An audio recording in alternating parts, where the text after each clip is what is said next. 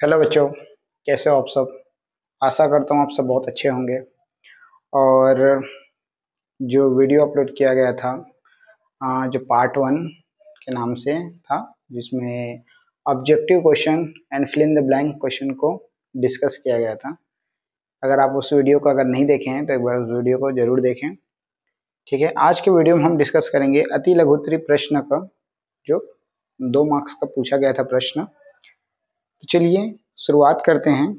पहला प्रश्न क्या दिया हुआ है, पहला प्रश्न मतलब प्रश्न क्रमांक जो 2 है, उसमें बोला गया है बहुपद 6x² प्लस 13x प्लस 7 के शून्यांकों का योगफल एवं गुणनफल ज्ञात कीजिए। क्या बहुपद दिया है बच्चों? हमें बहुपद दिया है p of x equal to क्या दिया है 6x² प्लस 13x प्लस 7। इसका हमें क्या ज्ञात करना बोल रहे हैं? इन शून्यांकों का योगफल और गुणनफल ज्ञात करना है बच्चों। गुणनफल ज्ञात करना है। ठीक है, ये जो बहुपद दिया हुआ है इसका योगफल है ना, और गुणनफल ज्ञात करना है। तो हम जानते हैं बच्चों, जब भी किसी बहुपद का योगफल और गुणनफल ज्ञात करने के लिए बोला जाता है तो सबसे पहले हम इस चीज को अपन तुलना करेंगे। किससे तुलना करेंगे बच्चों? ax² plus bx plus c, क्योंकि ये भी द्विघात बहुपद है, ये भी द्विघात बहुपद है। इससे जब तुलना करेंगे, से तुलना करने पर जब इसको तुलना करेंगे तो a का मान कितना आ जाएगा? a बराबर आ जाएगा 6, b बराबर आ जाएगा 13 एंड c बराबर आ जाएगा 7। हमने इसको तुलना किए तो x² का गुणांक क्या है यहाँ पर? a बराबर 6, x का गुणांक b बराबर 13 एंड कांस्टेंट जो क्या है 7 है। ठीक है, अब जो शून्यांकों का जो योगफल होता है उसके लिए सूत्र क्या होता है बच्चों? शून्यांकों का योगफल, शून्यांकों का जो योगफल का सूत्र जो होता है वो क्या होता है? माइनस x का गुणांक। ठीक है, x का गुणांक मतलब माइनस b। ठीक है, x का गुणांक बटे क्या होता है बच्चों? x² का गुणांक मतलब a होता है, माइनस b बटे a। क्लियर है? ये होता है शून्यांकों का योगफल का सूत्र। तो अपन डायरेक्ट b का मान रखेंगे बच्चों, माइनस b, तो माइनस तो पहले को माइनस तो फॉर्मूला में ऑलरेडी है। ठीक है, अब b की जगह में क्या रखेंगे? b बराबर क्या है? 13, तो ये आ जाएगा आपका माइनस का 13 बट्टे a का मान कितना हो जाएगा? 6, तो माइनस 13 बट्टे 6 इसका आंसर हो जाएगा। क्लियर है? अब बात करते हैं, और क्या बोला गया हमें? शून्यांकों का योगफल ज्ञात करना है तथा शून्यांकों का गुणनफल। शून्यांकों का गुणनफल पूछा गया है। तो शून्यांकों का गुणनफल का सूत्र क्या होता है कि जो जो राशि है, कांस्टेंट राशि है ना, मतलब c। ठीक है, और जो x² का गुणांक है a बटे में होता है ना, मतलब c बटे a होता है। ठीक है, गुणनफल का जब सूत्र निकालेंगे है ना, गुणनफल का जो सूत्र होता है वो c बटे होता है। c मतलब होता है बच्चों जो अचर राशि जो होगा वो बटे x² का गुणांक। ठीक है, तो c का वैल्यू कितना है? 7 और a का वैल्यू कितना है? 6, तो इसका आंसर कितना हो जाएगा? 7 बट्टे 6। क्लियर है? आई होप कि ये क्वेश्चन नंबर 2 समझ में आया होगा। बहुपदों का शून्यांक, जो शून्यांकों का योगफल और शून्यांकों का गुणनफल ज्ञात करने के लिए बोला गया था। चलिए देखते हैं नेक्स्ट क्वेश्चन।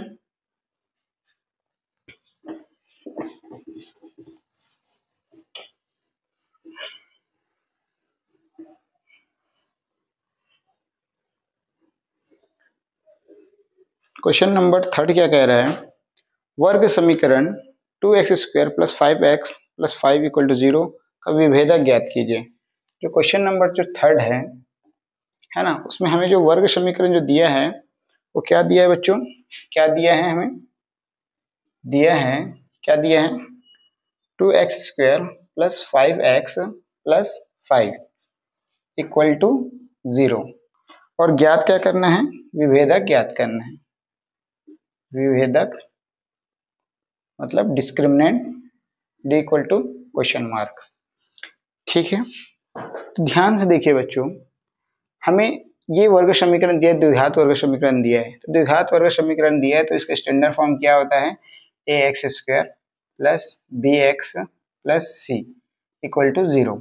हम इसको क्या करेंगे, इससे तुलना करेंगे, ठीक है ना, मतलब इसको इससे तुलना करेंगे तो क्या हो जाएगा, से तुलना करने पर, तुलना करने पर क्या प्राप्त हो जाएगा बच्चों, ए का वैल्यू कितना आ जाएगा, ए बराबर हो जाएगा 2, बी बराबर हो जाएगा 5 एंड सी बराबर हो जाएगा 5। ठीक है, कांस्टेंट भी 5 है और x का गुणांक भी 5 है। ठीक है, अब देखो ए बी सी का वैल्यू निकल गया। अब हमें पूछा जा रहा है विभेदक क्या होता है। तो विभेदक क्या होता है बच्चों, आपको पता है विभेदक बराबर होता है, विभेदक को अपन इंग्लिश में बोलते हैं डिस्क्रिमिनेंट, इसको कैपिटल डी से डिनोट करते हैं। इसका मान कैसे निकालते हैं, बी स्क्वायर माइनस 4ac। ठीक है, ये इसका फॉर्मूला होता है। ठीक है, अब यहाँ पर इसमें मान रख दीजिए बच्चों, capital D equal to B का मान कितना है 5, तो 5 का क्या हो जाएगा वर्ग माइनस 4 इंटू ए का वैल्यू कितना है 2 एंड सी का वैल्यू कितना है 5, सी का वैल्यू कितना है 5। तो 5 का वर्ग कितना हो जाएगा बच्चों, 5 पंचे 25 है ना, और ये 4 दूनी 8 और 8 पंचे 40।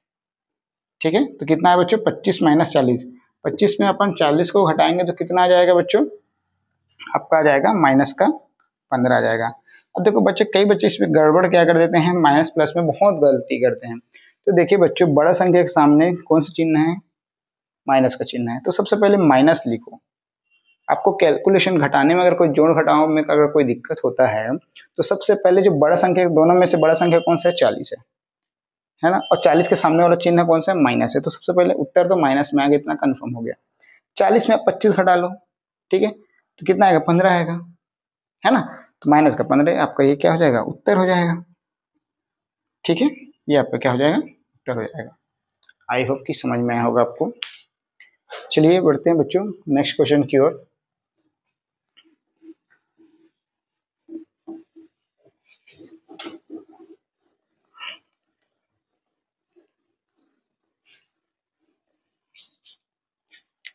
क्वेश्चन नंबर 4 क्या कह रहे हैं, क्वेश्चन नंबर 4 देखते हैं बच्चों। क्वेश्चन नंबर 4 हमें क्या दिया है,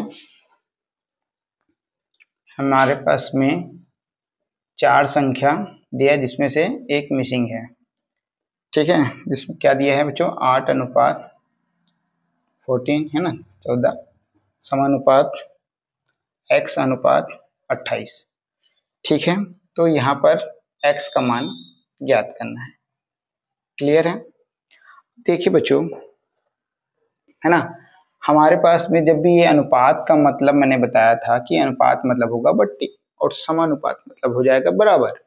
ठीक है, तो इसको हम सिंप्लीफाई करेंगे इसको, तो ये कितना हो जाएगा बच्चों, 8/14 और इस समानुपात का मतलब हो जाएगा बराबर x बट्टे कितना हो जाएगा बच्चों 28, है ना। याद रखना इस बिंदी का मतलब होता है बच्चों अनुपात पढ़ते हैं इसको, ठीक है, या बटा पढ़ते हैं, ठीक है, या है ना, या जो 8/14 लिखा है मतलब इसको परिमेय संख्या एक तरह से बोल सकते हैं, एक तरह से परिमेय संख्या ही होगा, है ना, या भिन्न बोल सकते हैं इसको, भिन्न रूप में तो है, तो ना वही, है ना, मतलब जैसे मैं 8/14 बोल दूं तो क्या होगा बच्चों, इसको 8/14 का मतलब क्या होगा, परिमेय संख्या के रूप में आ गया, ठीक है, एक भिन्न के रूप में आ गया, बट्टे के रूप में आ गया, अनुपात ही है ना, तो ये इस फॉर्मेट में है। ठीक है, चलिए देखिए, अब हमें x का मान ज्ञात करना है बच्चों, तो क्या करेंगे, हमको x को अकेला रखना है, तो इस 28 को जो हर में है उसको तिर्य गुणा करके 8 के पास लेके चले जाते हैं, तो इसका गुणा इसके साथ करेंगे तो कितना हो जाएगा बच्चों, ये 8 गुना 28/14 बराबर x। कोई दिक्कत है नहीं है ना। अब देखिए 14 कम 14, 14 दूनी 28, तो क्या बचा ऊपर में 8 गुना 2 बराबर x। ठीक है, तो 8 दूनी कितना होता है बच्चों 16, तो x का मान कितना आ गया 16, ये आपका आंसर है। ठीक है, x का मान पूछा गया है तो x का मान कितना आ जाएगा, 16 आ जाएगा। चलिए बच्चों, आई होप कि ये क्वेश्चन समझ में आया होगा। देखते हैं next question.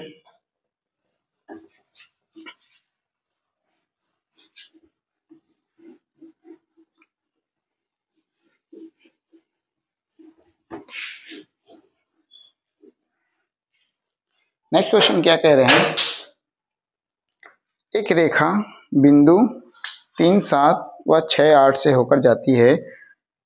Sorry, question number 5 देखना है ना। सॉरी, क्वेश्चन नंबर 5 क्या कह रहे हैं, क्वेश्चन नंबर 5 बोल रहे हैं बिंदु 1, 2 और 4, 6 के बीच की दूरी ज्ञात कीजिए। ठीक है, दो बिंदु दे दिए बच्चों, मान लेते हैं, है ना। दो बिंदु क्या क्या दे दिए हैं, मान लेते हैं P ऑफ 1 और 2 दिया है एंड Q ऑफ 4 एंड 6 दिया है। ठीक है, माना जो दो बिंदु क्या है, P और Q है। ठीक है बच्चों, माना दो बिंदु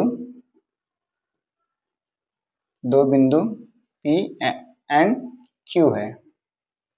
ठीक है, मान लेते हैं ये P है और ये Q है, P एंड Q दोनों के बीच की दूरी पूछा जा रहा है। मतलब P का वैल्यू कितना है बच्चों यहाँ पर 1 एंड 2 एंड Q का वैल्यू बच्चों 4 एंड 6। ठीक है, तो इन दोनों के बीच की दूरी ज्ञात करना है बच्चों। दूरी क्या होगा, यही पूछ रहे हैं। ठीक है, दूरी बराबर क्वेश्चन मार्क। ठीक है ना। चलिए ध्यान से देखिए, अब यहाँ पर जो है, जो P का वैल्यू है बच्चों, यहाँ पर ये जो होता है ये x1 का मान होता है, ये होता है x2 का, सॉरी y1 का मान होता है। ठीक है, ये x2 का मान होगा, ये y2 का मान होगा। क्लियर है, यहाँ तक समझ में आ गया।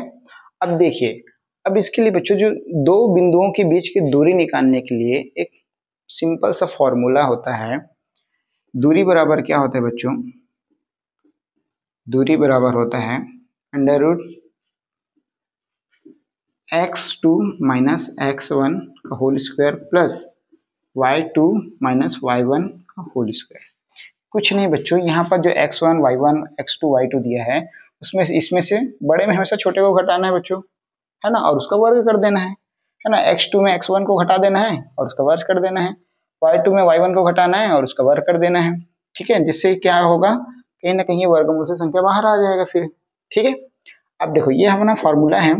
ठीक है, इसमें मान रखिए, मान रखेंगे तो क्या हो जाएगा बच्चों, x2 का मान कितना है, जैसे कि 4 है, x2 का मान कितना है 4 है, x1 का मान कितना है यहाँ पर माइनस का 1 हो जाएगा। ठीक है, मतलब प्लस का 1 है तो माइनस 1 हो जाएगा। ठीक है, यहाँ पर ये फॉर्मूला में माइनस है। ठीक है ना, 4 minus 1 whole square plus y2 का मान कितना बच्चों 6 माइनस y1 का मान कितना बच्चों 2 का होल स्क्वायर। ठीक, अब यहाँ पर ध्यान से देखिए, 4 में अपन 1 घटाएंगे तो कितना आ जाएगा बच्चों 3, तो ये कितना हो जाएगा 3 का वर्ग। ध्यान, 6 में 2 घटाएंगे तो बच्चों कितना आएगा 4, तो ये हो जाएगा 4 का वर्ग। ठीक है, अब यहाँ पर देखिए 3 का वर्ग कितना होता है बच्चों 9 होता है, 3 तिया 9, और ये 4 का वर्ग कितना होता है बच्चों 4 चौक 16। ठीक है, 9 में अपन 16 जोड़ेंगे तो कितना हो जाएगा, 9 में 16 जोड़ेंगे तो हो जाएगा बच्चों 25, 9 में 16 जोड़ेंगे कितना हो जाएगा 25, और 25 एक परफेक्ट स्क्वायर रूट नंबर है ना, एक पूर्ण संख्या है, तो कितना होगा बच्चों, ये पूर्ण वर्ग से निकल के आएगा तो कितना हो जाएगा, वर्गमूल से बाहर निकलेगा तो आ जाएगा 5, क्योंकि 5 का वर्ग होता है 25, है ना। मतलब इसको अपन ऐसे लिख सकते हैं, 5 का वर्ग और वर्गमूल कटेगा तो कितना आ जाएगा बच्चों 5। तो दूरी बराबर कितना आ गया बच्चों 5, और दूरी हमेशा मीटर सेंटीमीटर, है ना, इसका यूनिट जो होता है मीटर में होता है, तो यहाँ पर तो कुछ दिया नहीं इकाई, है ना, तो अपन सिंपल इसको क्या लिखेंगे 5 इकाई। ठीक है, अगर सेंटीमीटर मीटर कुछ दिया रहता तो अपन उसको उसी फॉर्मेट में लिखते हैं, यहाँ कुछ नहीं दिया है, तो सिर्फ 5 इकाई, ये आपका उत्तर हो जाएगा। आई होप कि समझ में आया होगा। किसी भी दो बिंदुओं के बीच की दूरी अगर निकालना है बच्चों तो उसके लिए ये फॉर्मूला होता है। अब इस फॉर्मूला का यूज करके इजिली किसी भी दो संख्याओं के बीच की दूरी निकाल सकते हैं। आई होप कि समझ में आया होगा। बढ़ते हैं नेक्स्ट क्वेश्चन की ओर।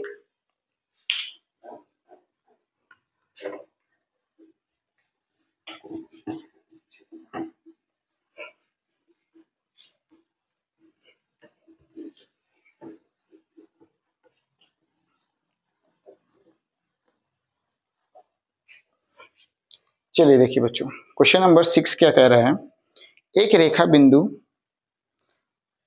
क्वेश्चन नंबर 6 क्या कह रहा है बच्चों, एक रेखा बिंदु 3, 7 व 6, 8 से होकर जाती है तो उसे रेखा की प्रवणता ज्ञात कीजिए। ठीक है बच्चों, दो बिंदु दे दिया है फिर से, है ना। मान लेते हैं यहाँ पर P ऑफ 3 and 7 है व Q ऑफ 6 and 8 है। ठीक है, मान लेते हैं कि दो बिंदु जो है, माना दो बिंदु क्रमशः P एंड Q है। ठीक है, ये तो सेम इसके पहले जैसे क्वेश्चन जैसे ही है, बस इसमें दूसरा चीज पूछा गया है, प्रवणता पूछ दिया है। बाकी क्वेश्चन लगभग सेम ही है। हम इसी क्वेश्चन का दूरी भी निकाल सकते हैं, प्रवणता भी निकाल सकते हैं। ठीक है, लेकिन इस क्वेश्चन में सिर्फ प्रवणता पूछा गया है। बिंदु P का वैल्यू जो दिया है 3 और 7 दिया है, और Q का वैल्यू कितना दिया बच्चों, 6 और 8 दिया हुआ है। ठीक है, अब यहाँ पर क्या करना है, हमें प्रवणता ज्ञात करना है। क्या ज्ञात करना है बच्चों, प्रवणता। प्रवणता होता है क्या है बच्चों, प्रवणता किसी रेखा की प्रवणता ज्ञात करना है हमें। ठीक है, देखो प्रवणता एक तरह से बच्चों ढाल होता है। ठीक है, एक ढाल मतलब स्लोप, है ना। मतलब वो जो स्लोप बना है उसकी एक तरह से कि वो मतलब उसके वैल्यू क्या है ना, उस रेखा का जो दो बिंदु जो दिया हुआ है, एक रेखा है ना, उसका स्लोप कितना है, कितना स्लोप में है, उसका ढाल क्या है, बस उसी को आपको ज्ञात करना है। ठीक है, तो प्रवणता ज्ञात करने के लिए सूत्र क्या होता है बच्चों, प्रवणता ज्ञात करने के लिए जो सूत्र होता है वो होता है y2 minus y1 upon x2 minus x1। ये एक सिंपल सा फॉर्मूला होता है बच्चों, और आपको मैंने बताया कि जो यहाँ पर जो ये होगा ये x1 होगा और ये हो जाएगा y1। यहाँ पर जो ये 6 जो होगा वो x2 होगा और ये y2 होगा 8। क्लियर है, कुछ नहीं करना है बच्चों, इसमें मान रखना है।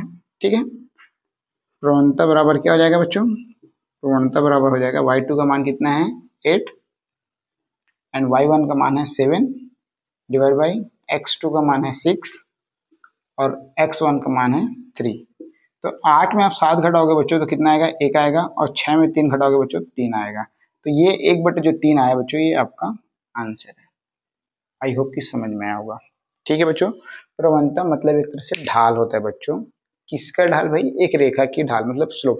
वो रेखा जो है कितने ढाल पर है, कितने स्लोप पर है, तो 1/3 पर स्लोप पर है। ठीक है, थोड़ा से ऐसा झुका हुआ रहेगा। ठीक है, तो इस तरह से सिंपल सा फॉर्मूला है y2 minus y1 upon x2 minus x1, जिससे अपन प्रवणता निकाल सकते हैं।